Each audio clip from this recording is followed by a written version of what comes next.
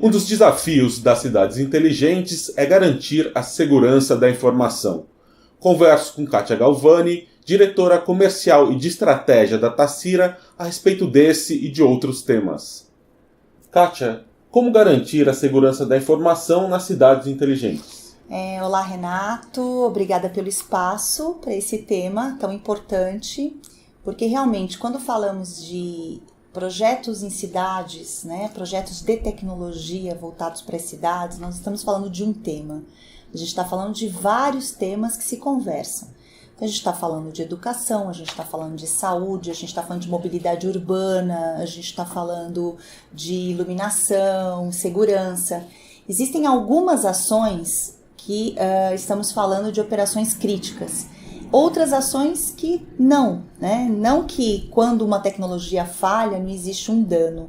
Existe sempre um dano, mas existe o dano mais crítico e o dano menos crítico. E para cada uma destas áreas, há que se avaliar que tipo de dano gera a falha da tecnologia, para que a gente tome o cuidado específico. Então, existem regras de cibersegurança, de segurança focada em tecnologia e troca de informação para cada uma destas áreas de abordagem de inteligência e de troca de informação e de tecnologia para as cidades. Como proteger os serviços críticos? Então, estes serviços críticos, quando a gente fala de saúde, quando a gente fala de segurança, quando a gente fala de mobilidade urbana, você precisa tomar muito cuidado como eu faço o cadenciamento de abertura e fechamento de um farol, porque senão eu gero colisões.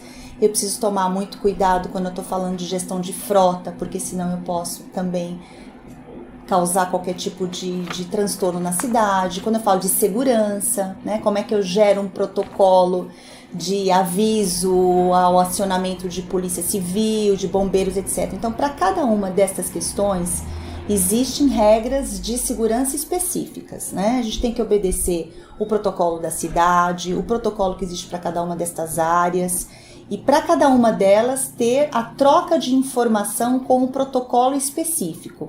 Então, existem entidades certificadoras para esta troca de informação, e quando vai se contratar uma plataforma, uma tecnologia, há que se ter o cuidado para verificar se cada uma das tecnologias utilizadas cumprem esses padrões na troca de informação.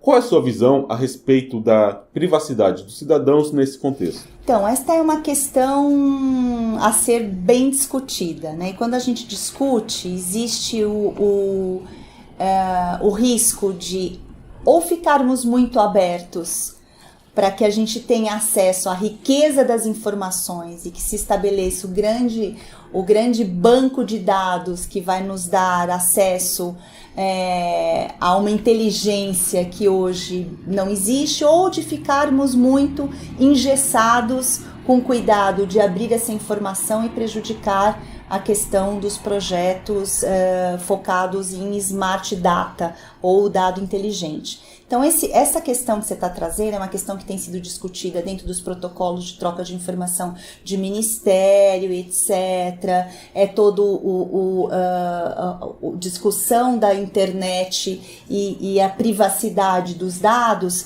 Quando você faz essa discussão, ela tende a ser mais engessada, porque a gente está se preocupando com uma abertura da nossa privacidade, das informações da nossa vida.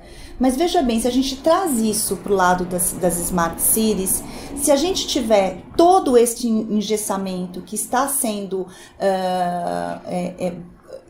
que tem se buscado na questão do manifesto da internet, nós não teríamos hoje, por exemplo, aplicativos para mobilidade urbana como um Waze, por exemplo, Hoje a gente tem a riqueza da informação dos trajetos que podemos seguir, dos trajetos que nos livram do trânsito, etc. Por quê? Porque todos alimentam aquela base de dados sem medo da questão da privacidade, Então, qual que é a grande sugestão e o grande desafio? É a gente compor esses comitês de análise de privacidade ou abertura de informação com pessoas que hoje conhecem a tecnologia aplicada às cidades inteligentes ou internet das coisas. Como o governo brasileiro tem tratado desses temas? Então, o governo tem hoje grupos de estudo, grupos que estão sendo liderados pelo Minicom, pelo Ministério de Comunicações, que hoje tratam as questões dos protocolos específicos de internet das coisas, como seria o padrão ideal da troca de informação, como seria o padrão ideal de abertura ou engessamento dos dados. Então já existem outras frentes parlamentares que hoje analisam um pouco o que é que está emperrando o avanço da comercialização de projetos de Smart Cities que trariam benefícios para todas as cidades e para o país de uma forma geral, para tratar especificamente esses dados em frentes parlamentares específicas, que isso vire ou um projeto de lei ou altere atuais leis existentes que porventura estejam impedindo a evolução do tema. Então já existem grupos, há que se formar outros grupos com especificidade em projetos de cidades inteligentes. Quais são os principais projetos de cidades inteligentes no Brasil hoje? Acho que hoje, assim, se a gente for considerar uma cidade modelo, a gente pode começar falando de Curitiba, né? Curitiba hoje tem referências importantes, o Rio de Janeiro tem referências importantes, São Paulo tem referências importantes, Belo Horizonte tem referências importantes. Então hoje a gente percebe que ainda fica nos grandes centros. Talvez porque hoje são grandes empresas, né, que acabam adotando uma estratégia mais top-down do que bottom-up, vem uma coisa mais de cima para baixo, de grandes corporações / governo para a população, e acaba tirando um pouco aí do meio de concorrência as pequenas empresas, né, que adotam estratégias mais bottom-up, mais de engajamento da população, etc. Então a gente ouve falar menos de projetos modelo focado em cidades médias e cidades pequenas. E na sua opinião, quais são as principais oportunidades por aqui?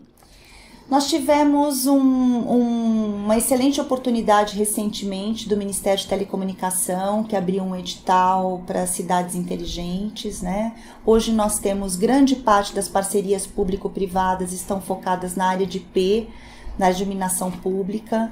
Eu acho que isso é uma grande oportunidade para o país de se estabelecer através da sensorização das redes de iluminação, a questão das redes de internet das coisas, as redes de IoT.